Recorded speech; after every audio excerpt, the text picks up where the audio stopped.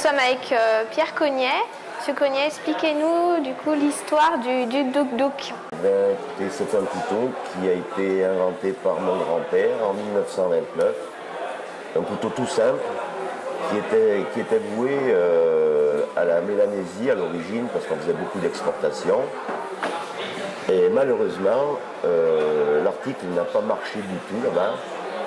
Rapport au personnage qui en fait était un dieu, mais un dieu pas très bien vu par la population régionale.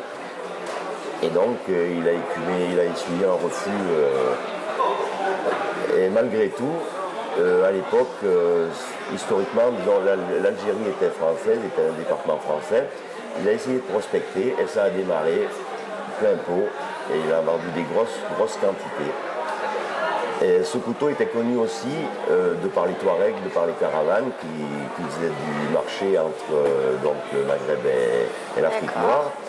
Et ce qui a valu qu'à la suite des événements d'Algérie, lorsque les frontières sont fermées, il a pu continuer à commercer avec l'Afrique noire. D'accord. Voilà. Et de l'Afrique noire, après, on en a vendu. Je ne sais pas dans quel pays on ne vend pas de doudou. Et donc du coup, vous participez au concours.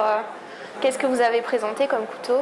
Alors, j'ai présenté un tiers, mais qui reste toujours dans la lignée de mon couteau fétiche, du Douk-Douk, si vous voulez. C'est-à-dire, je dirais, c'est un Douk-Douk évolution, quoi. D'accord. Mais bon, avec des matériaux beaucoup plus nobles, comme le damas. Alors, ce damas-là, c'est du damas russe, que j'ai ramené d'un voyage en Russie que j'ai fait dernièrement, oui, avec monsieur le maire de Thiers et la confrérie du couteau de Thiers. Nous avions été invités pour faire une animation de montage de couteaux, comme on fait à Coutelia ou lors des salons régionaux. D'accord. Voilà. Et vous avez pu rencontrer là-bas d'autres couteliers russes? Voilà, bien sûr, on a rencontré 2-3 couteliers russes et des forgerons.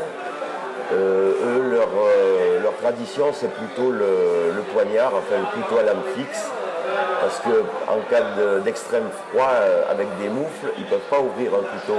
Alors leur tradition, c'est plutôt du lame fixe, poignard, grand, petit, voilà. Et autrement, la tradition coutelière est présente, comme chez nous à Thiers.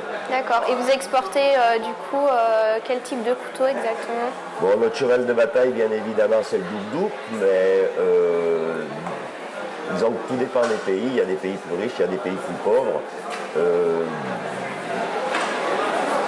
On exporte, on va dire 81% de Douk-Douk et 20% d'autres modèles dans le tiers. D'accord.